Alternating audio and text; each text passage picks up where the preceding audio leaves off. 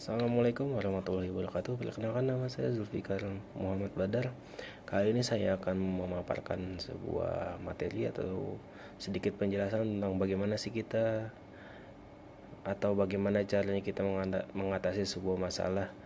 Untuk mengatasi sebuah akar masalah agar menjaga sebuah komunikasi, agar komunikasinya lebih terbuka lagi, kita berfokus pada bukan masalah pribadi dan mencari solusi yang terbaik yang dapat diterima dengan orang banyak atau orang lain.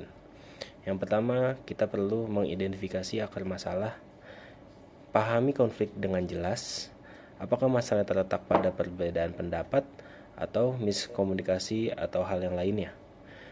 Dan ada beberapa masalah yang dapat kita membuat daftar untuk kontribusinya agar memudahkan mencari solusi agar masalah itu terselesaikan.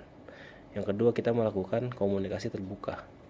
Dengan pikiran yang terbuka, pasti semua masalah akan lebih cepat terselesaikan. Komunikasi terbuka itu kita harus memerlukan kepala yang dingin agar kita berdiskusi secara baik dan lebih enak untuk berdiskusi agar masalah ini cepat selesai. Yang ketiga adalah fokus pada solusi. Kita mencari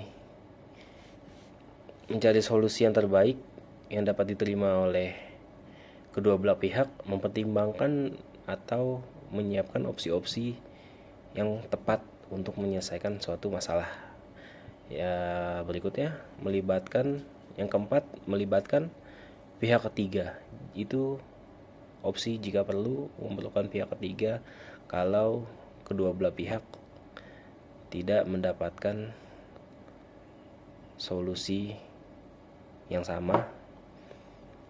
Yang berikutnya, yang kelima, bersikap empati. Cobalah memahami dari sudut pandang lawan berbicara Anda. Sifat empati itu kita mendengarkan keluh kesahnya, masalahnya apa, agar kita pun dapat mencari jalan keluarnya bersama-sama. Yang keenam adalah mengelola emosi kita. Ini sangat penting. Kenapa?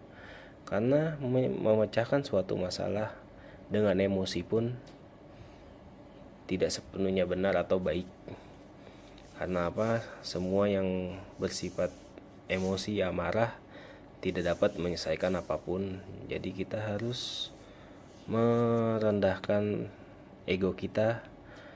Kita harus mengelola emosi kita agar masalah ini terselesaikan. Yang ketujuh, mempelajari teknik penyelesaian konflik. Ada beberapa teknik yang bisa digunakan, yaitu kompromi, mediasi, konsiliasi, atau arbitrasi. Yang kedelapan, belajar dari pengalaman. Kita bisa mempelajari pengalaman dari kesalahan kita yang sebelumnya, karena kita pasti pernah berbuat salah. Jadi itu sebagai bahan pembelajaran untuk kita, sebagai bahan introspeksi untuk kita, agar kedepannya jauh lebih baik lagi. Dengan langkah-langkah yang sudah saya paparkan, mungkin diharapkan dapat bisa digunakan sebagai pemecahan suatu konflik atau sebuah masalah yang